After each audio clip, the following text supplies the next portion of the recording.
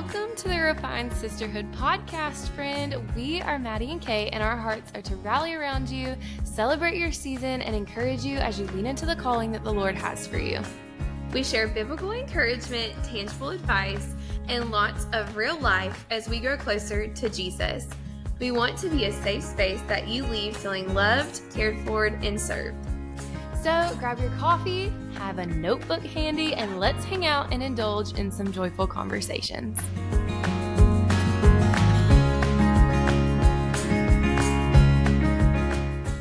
Hello, friends. Welcome back to the Refined Sisterhood podcast. We are so excited because we have a very special guest today, someone who Maddie and I love dearly.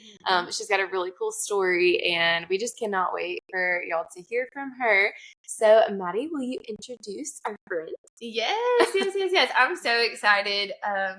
Like Caitlin was saying, she's one of our good friends, and we got to get close with her this year, and her story is just super cool. So I'm going to introduce her. Today we have the incredible Mackenzie Harris, a.k.a. Mack to us. So we're going to call her Mack because Mackenzie sounds weird for us to say. Sounds weird for me too. She's 24 years old. She's from Easley, South Carolina. She is a newly registered nurse and will soon work in the ICU. She has been married for almost 9 months, and her husband works in ministry full time. In her free time, Mack loves spending time with family and friends and spending time with her golden retriever, Waco. Hey, Mack. Hello, friend. Oh, I'm so excited to be here. I was so excited when y'all texted me.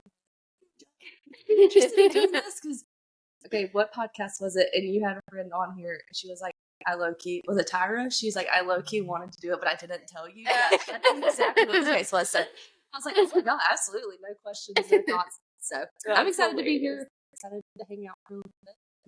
It's such an honor. Well, yay.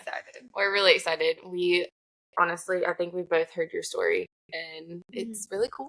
There's a lot to it, and there's a lot of God's goodness in it. And so we're really excited for you to share it. So we're going to let you have the floor. Okay. You can tell us where you started, where you've come, what makes your testimony, all the things. Tell us all the things. Okay. We know there's a lot. Yeah, you have to it's share a with lot. us. We narrow it down a bit. Everybody's like, "There's no way you've been through this in 24 years." Oh yeah, you would never guess it. But I grew up at 5 Point actually, so I've been there since I was in the 3rd, 4th grade. So grew up with that environment. It's something very unique, very rare. At first, it was just me and my mom going. My dad didn't really go to church ever before that, and we went to a different Baptist church. It was like Pew, and I never wanted to be there whatsoever. So we went. Me and my mom ended up going for a full year by ourselves. My dad finally woke up one day and he was like, "Hey, I think I'm going to go with you." And I was like, "All right, let's do it." So ended up going. Stayed there, honestly, until now, which is crazy looking at it because the reality of staying in a church that long is very unlikely around this, especially this part of the country. Fell in love with it. My parents fell in love with it. Growing up in it was very different just because I didn't know any better. I didn't know anything other than what 5 Point was. And then got into middle school, got involved in youth, met a couple friends that I'm still friends with to this day. So it's definitely a blessing in disguise at that point. I just didn't realize it. Went into youth, fell in love with it for a little bit, but did it kind of because I had to, not because I wanted to. My parents were like, "You're going, you have no option." Yep. Very thankful for this part of the story, but then I was like, this is kind of annoying, but whatever, I'll go just to make you happy. Ended up going, got involved, got to know the youth pastors really well, got to know pastor a little bit, grew up in it, got into high school, started playing different sports, started hanging out with some people I probably shouldn't have been hanging out with. Was that the it crowd, I guess you would kind of say. Through high school, hit and miss kind of happened.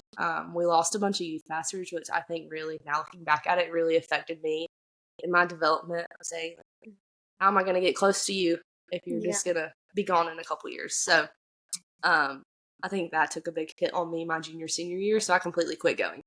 I was there on Sundays because my parents made me, but not on Wednesday. It was not my jam anymore. So graduated, ended up going to college, was going out of town or going away for college. Something happened that kept me here. it was a whole mix up with tuition and states and whatever. So I ended up staying here for a year, and then I transferred to USC in Columbia. Now, worst decision of my life. I definitely regret that. So I was at USC, didn't drive home every weekend. I wasn't going to church very much. When I came home from USC, I stayed there for a semester because I was like, nope, this is terrible. I don't want to be here anymore. Came home and moved back in with my parents. And it was one random night. And I had known the Lord, but I don't think I knew the Lord. Makes sense. I think it was definitely living through my parents' faith and their belief system. And I was like, oh, I grew up in this. Like, what else is there to do? So came home. One random night in my bedroom, it was just me and the Lord. And I very, very rarely remember him saying, all right, like, it's time. Either get your crap together or, like, we need to figure out what's going on. So I think it was in that moment, it, like, broke my heart down and said, all right, like, if I'm going to live for the Lord, it's now or never. Either I'm going to figure out on my own or we're walking away from it. Because there's not going to be this middle ground anymore. I'm tired of doing the half on, half off thing. So in that time, I went through a pretty bad breakup. We had been together for 3.5 years. Came home from school. We ended up breaking up. Definitely a big blessing now because it kind of trajected what is about to happen in my story. Completely lost my friend group. Had nobody to talk to. Was completely by myself except for family, and they didn't really. I'm a very closed off person. Obviously not now, but definitely then as a 19, 20-year-old girl, I didn't want anybody in my feelings and my knowledge. So I said, all right, we need to start with a friend group. Like, I need a good, solid foundation of people in my life that I can trust and that can lead me in the direction that I need to be led. So one of my cousins, actually by marriage, but we've grown up together forever. I went to church on Sunday, and I don't know where it came from because I'm just not this person, but I walked up to her and I was like, I need to know how you got the friends that you got. And she was like, okay, weird, but sure. So, she ended up inviting me to something called The Gathering, which was the young adult life group. It was for college kids at the time. And I was like, all right, I'll be there. I don't know why, but I'm going to go. So the next time they met, she texted me. She was like, hey, we're meeting this time, this day. I'm expecting you to be there. I said, well, crap, I shouldn't have told you that because now you expect me to be there. So I showed up. Very, very, very words I'm thinking. I sat there in my car pretty much, and I was like, I really don't know if I want to do this anymore. Like, this is a terrible decision. I probably should have just... Lord, I don't know what you're doing. Like, maybe nobody saw me pull in. I can just leave. But some reason I got out of my car. I walked down the driveway. That's kind of where life shifted. I met a group of 7 people that really, really changed my life. I don't think they know how thankful I am for them, especially now because we're not as close anymore. Like, we're still good, really good friends, but we're life seasons. They change. Yeah. But they really did shift my perspective on, like, living for the Lord. And I think that now is something that I'm trying to keep. It's like that inviting, welcoming sense. It really did. It changed my life. So they showed me how, one, not only to have a good foundation of friend group that love the Lord, but also just to have fun. Like, loving the Lord in my life had always been like, you have to do this thing. And I think in that moment, in that season of life that I was in, it showed me, like, this is something that is fun. You can actually have fun and love Jesus at the same time, and it doesn't have to be you out partying and drinking and doing all the things. So fell in love with them pretty much. Became best friends with, like, a couple of them, and we got super duper close. One ended up being my husband now, so that's fun. But at first we were just really good friends. We had actually grown up together in youth, but we went to different schools, had different relationships, stuff like that, and we reconnected. Ended up being best friends pretty much for about 3 or 4 months, and then he finally told me, like, hey, I really like you. And I was like, where did that come from? I did not expect you to say that to me right now, but it's fine. And then the rest is kind of history with us. After we started dating, it was the end of 2021. Yeah, December of 2021, we got together, and everybody was like, oh, finally, we knew this was coming. Like, we could have told you this months ago. And then 2022 started, and that's kind of where my true journey with Jesus began. It was like, all right, I need to figure this out. I want to dive deeper. I want to grow. Little did I know 2022 would probably be the biggest year of change for me in my entire life. I also got into nursing school in this. So I applied to RN school at Tri-County. Got in. It's like, all right, life is great. I have great friends. I have a good family. I'm living at home. I'm saving money. And I'm going to school for what I want to do and what I've wanted to do forever. And then August of 2022, I started nursing school. I was like, all right, this is hard, but I can do this. Like, I was prepared for this. I'm equipped. The Lord put me in that season for a reason. And I was like, all right, hit me with it. Now I regret kind of saying that, but it is fine. So I started school in August, and then October of that same year, so 2 months later, I ended up losing my big brother to addiction. It was an accidental fentanyl poisoning. He did not know that it was fentanyl, which that's something a lot of people don't get to see in my story, is just because I did grow up. I've never seen my parents drink. I've never seen my parents smoke. Don't really have bad language. I just didn't grow up in that environment. But because me and my brother were so age gapped, we were 9.5 years age difference, I was really close with him and his friends. I always wanted to hang out with them. They're like, no, like, you're not old enough. Sorry. You maybe later in life, but not today. But when I was like middle school age, I would say, I kind of realized like something's up. Realized him and my mom were fighting about certain things. They weren't getting along about certain things. She was consistently saying the same things over and over to him. And at that age, people don't realize is like you pick up on a lot more than people think you do. So it's like I don't always say something, but I know what's going on at this point. My brother had some drug issues growing up. It's something that he deeply, deeply hated about himself, but it's something that he would have good days, he would have bad days. We would do this or we would try this, and then so when he passed away, it was a roller coaster. At that point, we were best friends. So because we didn't get really close until I was about 18, just because there is such a weird age gap, and he's a boy and I'm a girl, and like we don't really do the same things. So at that point, we really had become best friends. He was the built-in best friend that I had always wanted. Somebody that's like through thick and thin, I don't care.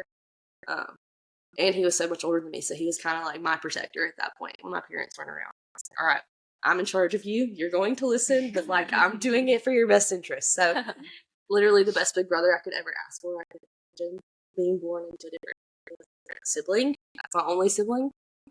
So when he passed away, it really did. It rocked my world in a way I didn't ever expect coming. Because when you lose your parents, like that's anticipated grief, and that's anticipated sorrow you're going to go through. Like everybody's going to lose their parents. It's just a matter of time. It's just reality because of sin. But when you lose a sibling before your parents, it's like this is going to take me down a path I never anticipated for myself. So after we lost Brandon, it kind of came to light of how things happened with his passing, and like we got really deep. We deep dived into like his history and where it kind of developed and where it came from. So it got my parents involved in, especially my mom. My mom's really heavy in it now. It's a support group for fentanyl awareness. Just because I don't think people realize how deep that goes in the place that we live. Just because it's like, oh, it happens on TV, or oh, it happens states away or in different countries. But then when it hits your family, it's like, whoa, this is real. Like things like this really do happen to people. And I think that was kind of my moment of like, life is going to be hard, and this is going to be a difficult season to walk through, but I kept telling myself, like, this is for a reason. This is for a reason. I'm not going to understand it. I may never understand it, but I'm going through this for a reason, and Lord, I don't know what you're doing, because this is crap. This is the worst feeling I've ever been through, but it's for a reason. So, fast forward, he passed away October 2nd of 2022, and then me and Ethan actually got engaged November 1st, 2022. So less than a 30-day span. I was like, well, these are lots of emotions. I'm going to be like, up and down, up and down, for sure. But the coolest thing is me and my brother didn't really do the marriage thing. He's got kiddos, but he never really wanted to settle down.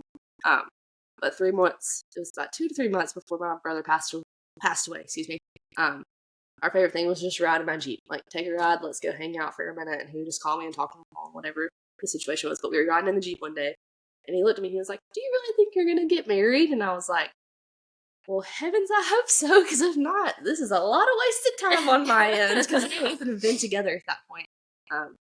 He was like, yeah, I don't know why you would want to do that. And I said, oh, I thought this conversation was going very, very differently. He was like, no, let me finish.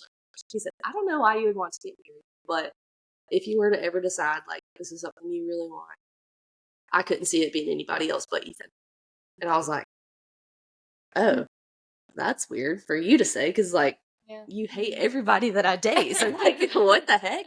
And nobody knew about that conversation until once after I told it at our wedding, and half the people were like, Brandon said that? Are you sure? And I was like, yeah, I know, that's weird, isn't it? But looking now, it's like, because he always promised me growing up, like, I want to dance with you at your wedding.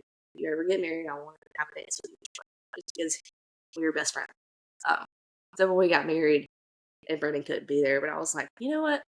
I got his blessing and his approval of it months before he was gone. Yeah. Like, it gave me such a peace and comfort. Like, of course, he's not the Lord. He's not walking and determining my steps, but it gave me, like, I don't have to be bitter that he's not here, because he knew this was going to happen. He knew it was coming.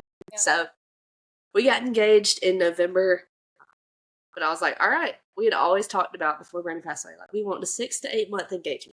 6 to 8 month engagement. Oh, that was so wrong. Because we got engaged, and I told him, he started talking about the wedding, and I was like, not only am I in nursing school full time right now, you haven't graduated from school yet. He had like 1 semester left. Brayden just passed away. Like, there are so many different emotions going on right now. I don't really know if it's the best thing for us to rush this. So we were like, well, it's 2022 now. Let's aim for like 2023, and then we'll go from there. Ended up being 14 months later because our original wedding date was going to be the May of 2024. So quite a jump later, because that was the month I was going to finish nursing school. I was going to be completely done, and I was like, well, we can just hit that month really heavy, do the wedding, graduate school, and be completely done. And then looking back now, it's definitely a reason, but we moved it up 5 months earlier because we were well into 2023 yet, and we still hadn't picked a date. Like, we knew what we wanted to be time-wise, but we didn't have it set our date yet. And I was like, this is getting concerning because we haven't done a lick of planning, a lick of anything. So we need to figure this crap out, like, quick. So we were like, why do we not have a piece? Our wedding, like, obviously this is a very different wedding season for us just because it carried a lot of grief in it from losing my brother. But why do we not have peace about setting a date? That's so weird. We should be excited and want to set a date and want to do these things. We kind of looked at each other. We were like, all right, we're going to fast. We're going to figure it out. So we did a fast. We did it separately. Like, we did it at the same time, but we didn't really talk about what the Lord was showing us in this time. We were like, all right, until we can have an agreement about this is when we're supposed to do it, we're going to do the fast until then. It ended up being 3.5 days. We kind of came back together, and we were like, do you think January? And she was like, you think that too? And I was like, thank you, Jesus. That's a good thing. So that's a good Lord moment right there. We were like, we have no idea how we're going to make this happen, but we are going to make it happen. So we just decided to move our wedding 5 months early. Like, that's a lot of time. And I know you don't understand this because you're a boy, but that's a lot of precious time. He's like, yeah, I'm just going to show up. Yeah, we're just going to be there. It's fine. So I was like, all right, sure, I guess we're going to do 5 months. But we also have to tell our families that we're moving it up early. So it kind of derailed every plan we had made. And I was like, well, I can't do these colors because it's going to be cold. I can't do these things because it's going to be cold. I need a different dress because it's going to be cold. Looking back now, it's like, definitely, I'm very, very glad we did it the way we did just because of how things played out. And that was definitely a Jesus moment of saying, thank you, Lord, for protecting us from that. But then I was like, what the heck are you doing? Like, why would you do this to us? We ended up completely changing our venue, completely changing our scheme of what we wanted, changing everything about the day that we thought about. We ended up getting married at a really, really tiny venue here in town. We got our wedding list down by like half for just our ceremony.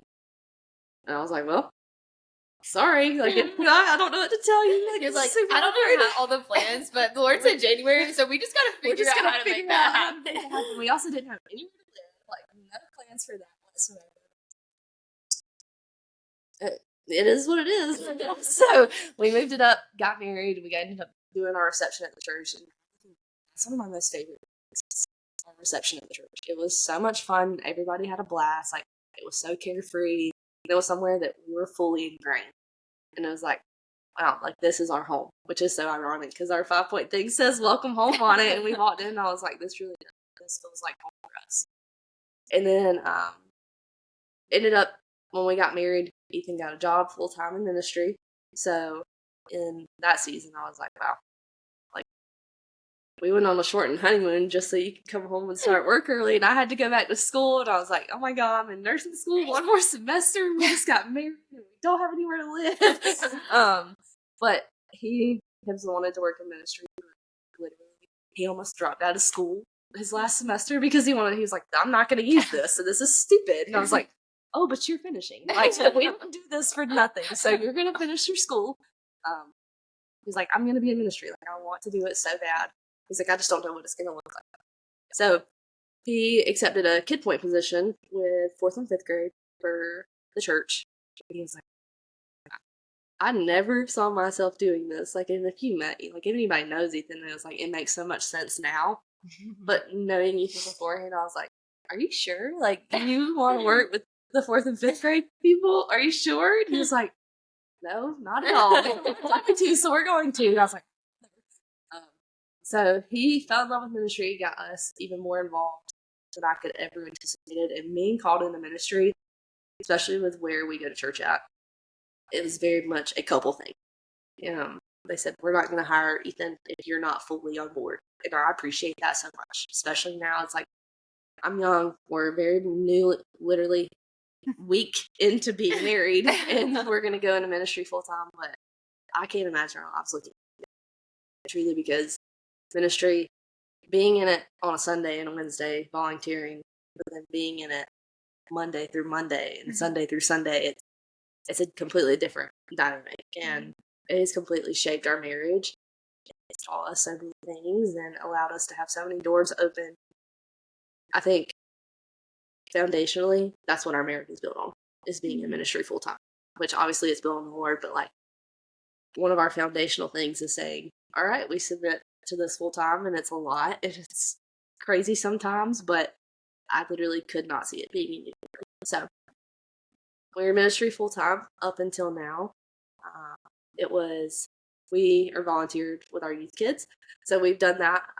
I grew up, well, technically me and Ethan grew up in that youth ministry, which is super weird to think about now because we are so involved with it. And I was like, wow.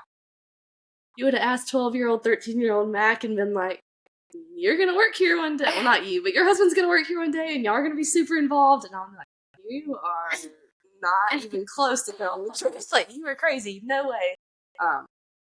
We fell in love with the industry. I think, especially me and Ethan, that's somewhere our hearts are so called to and so drawn to, because you have to have a special calling to want to work with 13 to 18-year-olds. But I get so much more out of it every single week than the kids. Like, just conversations on consistent and be like, hey, you're coming to eat with us, right? Or like, hey, you're going to be at church on Sunday. Or like, hey, I'm calling you because my life's falling apart. Like, giving that to a kid, it's a different type of world. And it makes your world genuinely go round when you get that kind of relationship built with teenagers. So we went to youth camp like we do every year. And then we got home from youth camp in 2024. And I was like, oh, heavens. Ended up finding out me and Ethan were unexpectedly pregnant. 5 months into us being married, our house is still not done. We're still in school. Like, I literally had just graduated school. I hadn't started working yet. And he thought I was joking. He said, did you buy those on Amazon? And I said, oh, like, what are you thinking? Absolutely, I would not do that to you. But it took him about 4 solid days to like come to terms and like acknowledge out loud like we're having a baby. Like this is insane. So we finally told our parents. We told his parents, and then you people in ministry, because we were going to Guatemala, and I was like, oh my gosh, what if I'm gonna be sick while I'm over there? Nobody knows why. Like this is gonna be terrible. Thank the Lord I didn't get sick. It was a great trip, but came home, and our first appointment for our OB was gonna be a little past 10 weeks. Well, that's kind of late, but whatever. I guess that's just the world. I don't know anything about this, so here we go. Went to our first appointment. We were super duper excited. We still hadn't told a bunch of people, but I was like, it's a very slim chance that something would happen, but I just want to be sure. I said, I just feel like I need to know what's going on first before we tell anybody else, because that's just a hard conversation in general to have with people, especially them saying like, oh, how was your appointment? And something goes wrong, and you're like, please don't talk about it in this setting. Yeah. So went to our appointment. Our OB couldn't find a heartbeat, and he's a midwife, so she was like, I'm gonna send you to a different specialist.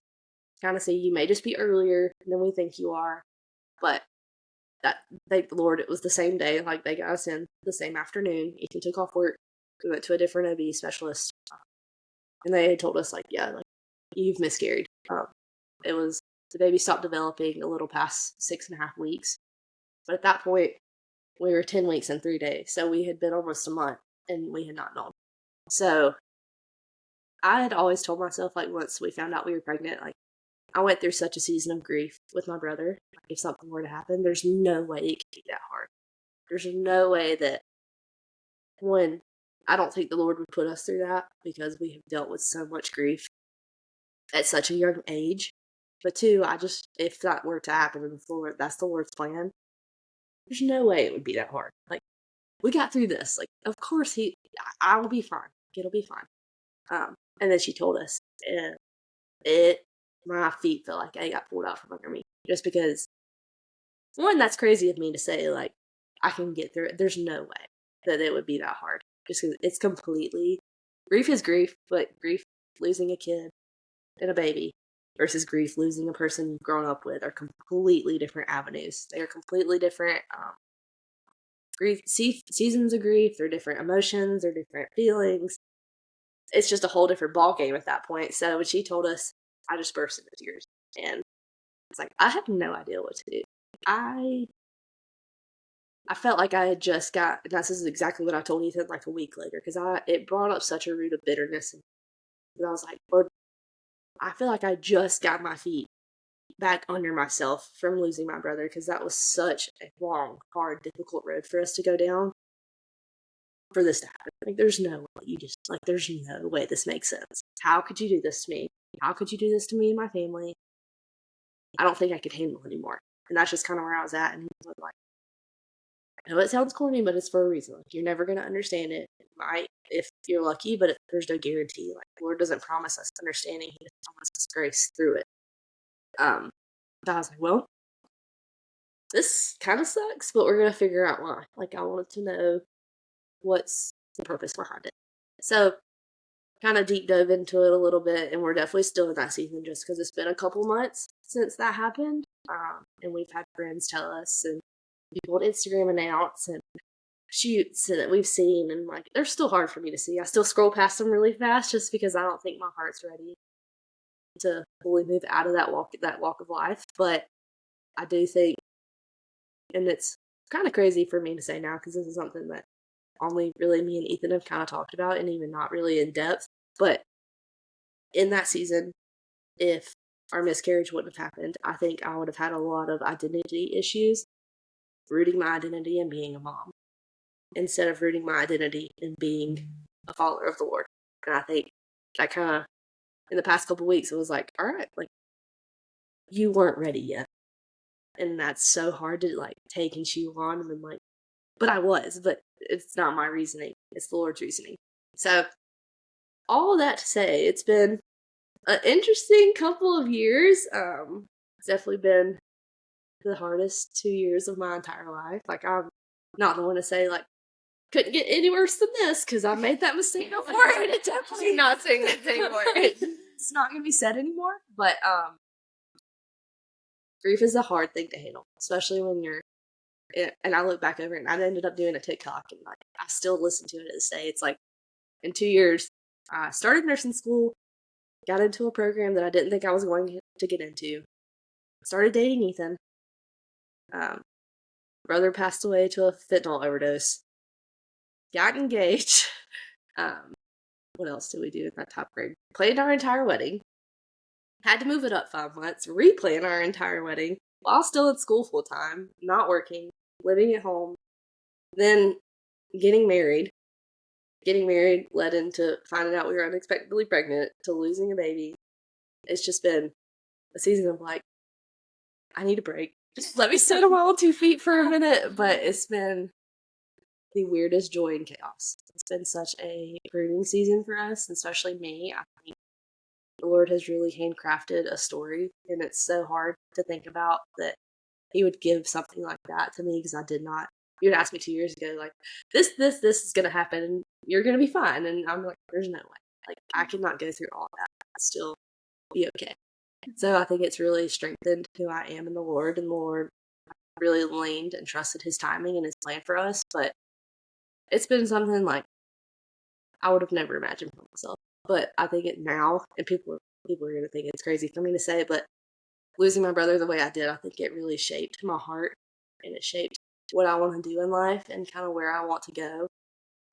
It gave me a very, very specific story. And I think now, this is the crazy part, people aren't going to believe, but it's like the Lord gifted me with this story. And it's something that their average crowd, their average testimony isn't like, you can't go to a bunch of addicts and say, hey, I grew up around this, and I didn't do it myself, but I saw the cause of it, and it gave me a way to reach people that a lot of people don't get the opportunity to reach. So I think that is so sweet and so generous of the Lord. And now it's kind of crazy for me to say, just because nobody ever wants to hear that their brother or their sister or their family has passed away in the way that Brandon did. But I get to carry his legacy with me now, and like he's got kids, and it's crazy to think that losing him is going to shape their lives without him being here. But it is. That's just the reality of it. But the best thing we can do is say, like, here's what he went through. Here's what we can do to try to prevent it from happening from the next person. And like, I get to love on people that a lot of people wouldn't love on, because it has given me such a heart for addiction and such a heart for people who go through that. It's like most people write them off and don't want anything to do with them. And it's like, oh, you're dirty and you're sinning, and how dare you do that? But it's like a leprechaun. This is what I compare it to in my head. It's like people write them off and they get completely sent out of town. They're not allowed to socialize. And that's basically what in America has happened to these group of people. It's like, y'all are shut. Yeah. You could never be loved. The Lord could never reach you. The Lord would never change their life. That's just not true. Like, meaning, and because an addict's going to be an addict, and they'll tell you that from the day one. Like, just because I'm clean doesn't mean I'm not addicted. Like, I'm not addicted anymore. It's a daily decision to not want to do that. And that's harder on some days than not. And they need love. They need care, and to show like people do care, whether you're here or not. Like, your story does matter. And I think losing Brandon really shaped my perspective on that, because I was that person. I'm like, ooh, you gross dirty sinner. How dare I? Because I'm the same exact person. I just choose a different sin. Yeah. So I think it really opened my eyes for that avenue, and I would love to work in that realm one day. Like, I think the Lord gave me a perfect opportunity with nursing. It's like, I can do this for a couple years, but then in a couple years, like, I would love to get involved with addictions. Do anything in that realm just to say, like, hey, I hear you and I see you. And I know, like, I've never been there, but I can tell you what I've been through. So it just gives me a different way to share my testimony and share the gospel that a lot of people don't get. So I think it's taught me how to love Jesus better than losing Brennan. And that's really hard for me to gnaw on and chew on sometimes. But it's like, for me to reach my destiny, and that's what I had to go through. And that's really hard, just because I would love to have Brennan here. Yeah. But it is what it is, and the Lord did it for a reason, and I feel like I'm walking into finding out the reason. So I think that's the next season we're walking into. I'm super duper excited, but it's definitely been a hard-fought road, and a hard-fought feeling and navigating those emotions, and it came with a lot of grief in that season and a lot of change for me personally and my family. And we have hard days. You still have them now because you're never gonna say like, "Oh, that never happened." Like you wake up and it's a daily thought. I think about my brother every single day. There's not a day that goes by. Sometimes it's literally all that's on my mind, and sometimes it's a couple times of the entire day. It's like you have your good days and your bad days, but Brendan's part of who I am now. He's ingrained in my testimony, and I'm never going to be able to repay him for that because he has shaped such a large part of me, and I think that is such an honor that that's the way I get to carry him on. So that's kind of my story. It's really deep and it's really hard to navigate, but I think I'm very excited about where it's going and who it's going to shape and what the future's going to hold. The whole time you were talking, all I kept hearing is like, the enemy meant this for so much evil. Like he wanted it to break you and to rip you and strip you away from community. And he wanted it to be like how you were talking about addicts. And he wanted that you to still have that bitterness and resentment. But you made it for so much. You pointed it to Jesus and Jesus made it for so much good. And he's now, like you keep saying, like, my testimony. And the enemy's like, dang it. I thought I was going to get there. Nope, not today. Especially now, it's like, I think in the season, I think a year ago, I still wasn't saying what I'm saying now, just because I was listening to a podcast literally a couple days ago about grief and stuff. And it was like, the first year, usually, you're not in your grieving process yet. Like you're in a numb, like you're still in shock. Like there would be days where I would pick up my phone and want to text my brother and be like, "Hey, you're never gonna believe this," and then I can't because he's not there. Like and that's a reality I have to face all the time. Especially, he was my biggest cheerleader on the planet. Like he wanted me to soar over the moon with every dream I'd ever. I could go to him and be like, "Brandon, I'm going to invent something that is going to take me to NASA, and then I'm going to rip it apart and do all these crazy things and fly to the moon on a jetpack." And he'd be like, "All right, you do it. I'm here." Like, you do that. You do it. I believe in you. Like, he was my supporter. And he would tell, like, I'd have his friends, which are 10 years older than me, text me, like, randomly after he passed away. Like, "I want you to know how much and how highly your brother talked to you all the time." Like, I was his topic of conversation when I had no idea.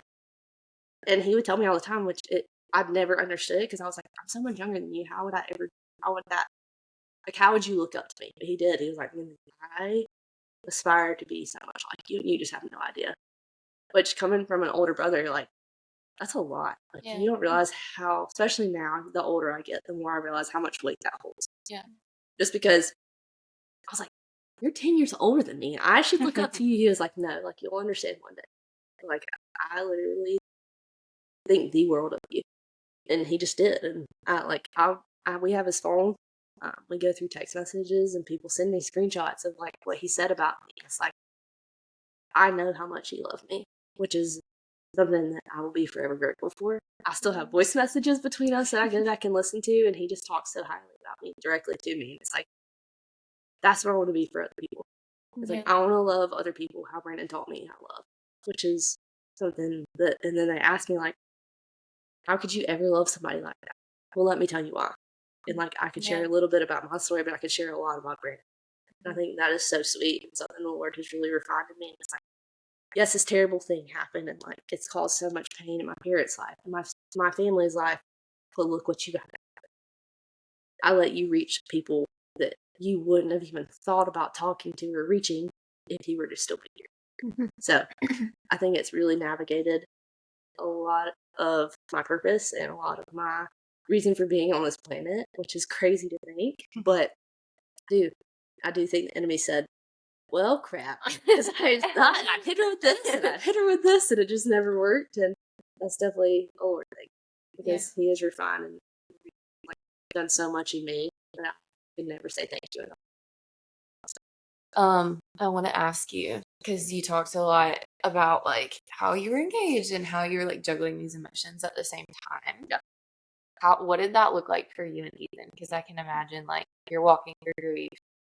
You're also walking through like what's supposed to be like the best time of your life of like being engaged and I walked through like a mild season of like the day I got married was a really exciting day, but 2 days, the end caps of 2 days before and after my wedding, 2 people that I was really close to died. Mhm. So it was like someone died 2 days before my wedding. It really affected like me because it affected someone who was a part of my wedding, and then I got married, and Yeah. then 2 days later I was on my honeymoon and I got a call that my grandfather passed away. And I remember just being like, how am I supposed to feel? Like, how am I supposed to feel? Yeah. Like, I'm supposed to be happy and I'm supposed to be sad. And it's like you feel them simultaneously. So, what did that look like?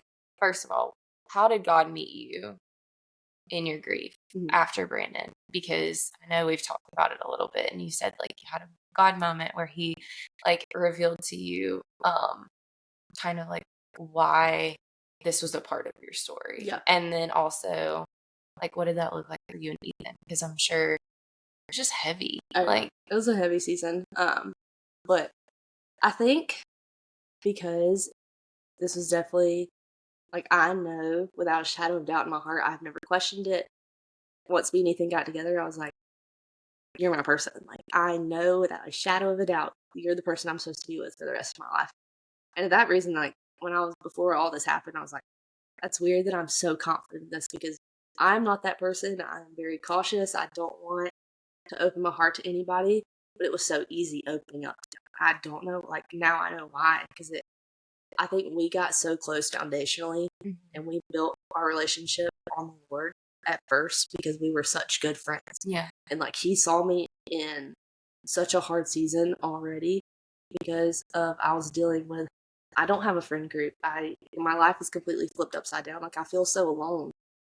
But he saw me in that, and the Lord let him step in and meet me. And I feel like I'm such a believer that the Lord uses people. Oh, for sure. And Ethan was definitely one of the ones that he used for me. So when Brendan passed away, we had already been talking about getting engaged for months. Like that is something, like Ethan already had my ring. He already had everything settled. Like he was about to ask my parents. He literally asked my parents 3 weeks after my brother passed away. And he was like, I wish I would have done it sooner. Yeah. But at the same time, it's like, there's a reason you did it. Like it wasn't here in time. Like that's just how it fell. But when we lost him, I think Ethan was so gracious and he was so understanding in that season. And it confirmed a lot in my heart of like, this is exactly where you're supposed to be. Not only did Brandon say like, I could see like I would want it to be Ethan if you were to ever get married, but the Lord was so, I think he worked a lot in him because he met me a lot of my physical needs at that time. So like he would come over and just help my parents clean the house. Or like the week of the funeral, he would come over and like help organize food that people were bringing. Just spend time with me, literally just sit in silence for hours on end. And my brother passed away on a Sunday night, and I had school Monday morning. And school is I've always been a very good studious person. Like I love going to school, even though it was terrible sometimes. But like I wanted to be there. I wanted to learn. I wanted to grow. I tried to get up Monday morning, and I got dressed, and I went to school. Insane to think about now. But I put my scrubs on and I headed off to Tri-County. And the Lord said, "What are you doing?" Like, absolutely not. Mack, you do not to be a good student. Go home. Go home. So I ended up turning my car on, and in that moment, I called Ethan. I'm sitting on the side of the road, and I don't know what to do. And I literally went to 5 Point, and I laid in the prayer room floor and just laid there. And I sobbed for hours on end. I still remember that so vividly. It's like I was just looking in the mirror, and I was like, I feel so broken in this moment. It's like, I don't know what to do. Like, I physically don't feel like I can get up off the floor. And he just came in there, like Ethan knew that I was in there, so he found me. I didn't tell him right away. He found there, and he just sat there. And he just held me, and he watched me cry for hours. And didn't say one word about it. I was like, I'm here whenever you're ready to talk.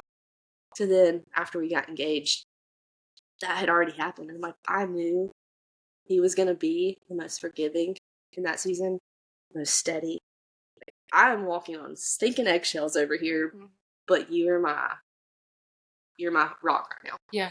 And he literally, while I was going through it, I think for the first 6 to 7 months, we would sit down places and he would like try to bring Brandon up because he knew that I needed to talk about it because I didn't talk about it to anybody. But he would see like tears well up in my eyes and be like, no, I'm not ready. And he would back off. And he'd be like, all right, like, when you're ready. And then it was literally, I think, 8 or 9 months in. And I finally was like, we were walking one day. We were taking a walk that evening. And I was like, all right, I think I'm ready to talk about it. And he was patient. And I think the patience in his term was so key for me because he didn't push me. Because I was also trying to navigate. I was like, this is so hard. I don't understand how I'm supposed to feel the most excited I've ever been. Because I'm walking into a season, a brand new season of marriage, but also carrying this. Yeah. So we ended up getting with both of our mentors and kind of walking through that. And like, I don't, like, what am I supposed to do? And I think that's where us taking a 14-month engagement really came in key. It's like, I need, and this is what my mentor at the top told me. She said, you cannot walk into a brand new season carrying this amount of grief and this amount of like devastation because it's going to carry over into your marriage. Yeah. So I was like, all right, I don't really know what that means, but she said, you'll know when you know. Yeah. And like, we wanted a 8-month engagement. And I said, it's been 14 months. What the heck? I needed those extra months to grieve. And like, I needed those months to find my purpose and my reason because it's not fair to either. Because he can't control that. But also like, I deserve, or he's like, our marriage deserves for me to be present and around. He knows I still have bad days. Like, that's just the reality of it. But I think him being rooted in the Lord and knowing she'll come around. It's just going to take some time. And there's still days where I'm like super duper happy and then he'll come home and I'm just super quiet. It's a hard day, isn't it? Yeah, it is. And that's just the reality of something we're going to go through for the rest of our life. But I think it really shaped our marriage. And he is one of the most patient people I've ever been around with anyone. Like, with literally anyone, but then especially. He's like, I know. And he tells me all the time, he's like, you're one of the strongest people I know. It's like, I don't really believe that, but if you think so, I mean, shoot, don't mind me. But I think navigating both and realize you can't have one without the other. So I think that's a lot of the refining process and the Lord saying, like, you'll see the goodness in it one day. Yeah. That's good. I have one last question for you. Yeah. So if you were to give advice, encouragement, or whatever to someone listening that might be loving like a Brandon in their life, what would you say? I would say be patient. And never give up on them. Because me and Brandon had countless conversations where he felt so alone. Just because he despised that addiction had a hold on him. People in that season, they don't choose to wake up and say, like, oh, I'm going to go do this today. Like, I talk about it a lot on my TikTok, actually, and somebody commented with, and I think that's the reality that people have such a negative connotation with the word addiction and with the word addict. We're all addicted to something. You just have to pick what you're addicted to. Yep. And that's just the reality of it. And for Brendan, his hold was drugs on him. But I'm not, what's better, like, it's a sin meter thing. Brandon was addicted to drugs. Some people are addicted to alcohol. Some people have gluttonous habit. Some people are addicted to their phones. Yeah, like, we're addicted to social media so bad. And it's like, people automatically assume when they say, oh, he's an addict, it's drugs or alcohol. Mm-hmm. And that's just not true. So I had somebody comment on my TikTok and they were like, that's like blaming McDonald's for blaming your dealer, for Brandon's dealer. It's like, no, that's not at all reality. It's like, you have to see the story behind the person. Like, you have to see their heart and you have to love them so much that they have no reason. Like, Brandon would tell me all the time, I don't know why you still love them. Like, as much wrong and as much crap as I put our family through, like, I don't know why you would ever love them like that. Because you're Brandon. You're my best friend. I don't care that you're dealing with this stuff. It's like, I want to love you where you're at. I want to know that, like, and with encouragement, you don't need to tell them, like, you shouldn't be doing this. They already know that. Mm-hmm. They need to be met with love and grace because that's your role, to show Jesus. Yeah. And even though if they don't know that's what you're showing, they know that you love them. If you need them or they need you, they can pick up a phone and say, like, I'm stuck in the middle of wherever, can you please come get me? Like, that showing the love of Jesus and walking in his works. And I just think that's something a lot of people don't get to do. Yeah, that's kind of I love that. Yeah. And everything you've been saying, I'm like, she's such the hands and feet of Jesus. Like, you do the hard parts that a lot of people don't want to do or don't want to be a part of. You do the parts that are like just icky, not fun to walk through, but you're doing it and you're like, I'm gonna love you through it. I'm gonna point you to Jesus, even if we don't even have a conversation where Jesus gets brought up, but by my actions and the way I love you. Yeah, there's something different about me, and it's not because of Mack. It's because I have Jesus living inside of me. I think that's something which was super weird when I was doing a Bible study before all this happened. The Lord really put 1 John 4:19 on my heart. That has been, I was like, this is such the verse, and it changed who I was. Like, it ingrained itself in me and like embedded in who I was. Because it says, we love because he first loved us. And I read that over and over and over. And it, like, I had read that hundreds of times. But then that one time I read it, it's like, oh my heavens. Like, I get the chance to love people here on earth because the Lord's so good, came and chose to love me before anybody else. It's like, that was revolutionary for me. So like, I don't know why, I didn't know why at that time, but it was like, I started loving big series. Like, that was my thing. Like, loving big. You should love people bigger and want to love better. I started a series on my Instagram, and I would pick random people and just write something about them and like why I love who they are and why I love how they navigate life and like everything about them. Just to know how much, like, I feel like a lot of people here on this earth focus so much on the negative and the busyness, and like, we forget people just need to be loved sometimes. So that was my life goal in 2022. Like, I literally said it in my Instagram post. I was like, I want to love people better this year than I have. I want to grow each and every year. And then losing Braden, I did his loving big post as like after he passed away. It was a couple days after he passed away, and people were like, I don't know how you have that mindset right now. And I was like, the Lord gave me that a year ago.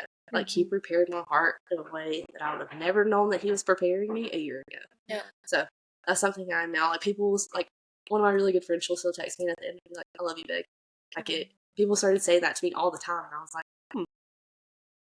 interesting. I see what you're doing up there. I love that. Well, you are so full of love. Your story, despite what you've been through, you literally wouldn't know it looking at you because you carry the love of Jesus so well. You radiate. You're just incredible, and we're really grateful. I know that we could literally talk for hours. We're really grateful that you were that you came and shared your story, because we really think that people will be so encouraged by it, and there's no telling who else is listening to this who may have someone in their life who battles an addiction of some sort, and so I'm praying that it encourages them. So before we go, Mack, you're talking all about Instagram and the TikTok and all the things. So I need you to plug yourself. Tell people where to find you. Where can they follow you? I think all of my social is my first and middle name. So it's Mackenzie Cheyenne, but my middle name is CHYA in it. And there's nobody else, because you have to put a new stuff in. Everybody's like, that's taken. Well, nobody else spells their name the way I spell mine. So it's just my first and middle. Yeah, perfect. We'll put that in the description so we need help spelling that. Yeah. But definitely follow Mack. She's incredible. But Mack, before we go, will you pray for us, our listeners, all the things? Absolutely. Dear Lord, thank you so much for this opportunity. I think that you have gave us such a story, each individually, that you have handcrafted this in Caitlin and Maddie's heart, that they started this, Lord, and that I just thank you for the opportunity to come and share a little bit about you and the story that you have gifted me with, and that everybody listening, Lord, that I pray over their hearts and that it reaches a part of them that they didn't even know needed to be reached. Or that I pray that walls are broken down in their lives, that they take a little bit away and they get to love people a little bit bigger and to love people a little bit deeper, Lord. I thank you for who you are and what you are and everything that you're doing in each one of our lives. And I pray that you refine us and grow us in ways that we didn't know. We love you so much, and thank you for loving us first. Amen. Amen. Well, thanks again, friends. This was so fun. If you're listening, thank you so much for being here. I hope that you got some wisdom from Mack and you just feel loved really big. We launch new episodes every Wednesday, so we would love to have you back next week.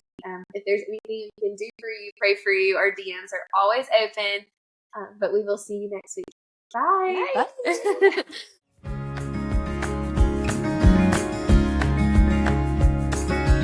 It is such a joy getting to hang out with you, and we hope that you leave this episode feeling encouraged, loved, and full of purpose. If you enjoyed today's little chat, we would love it if you would write us a review so that we can hear how we encouraged you. And if you haven't clicked the follow button, go do that right now. Also, you can join the sisterhood by finding us on Instagram at The Refined Sisterhood. Okay, friends, we hope you have the best day and can't wait for another deep conversation with you next week.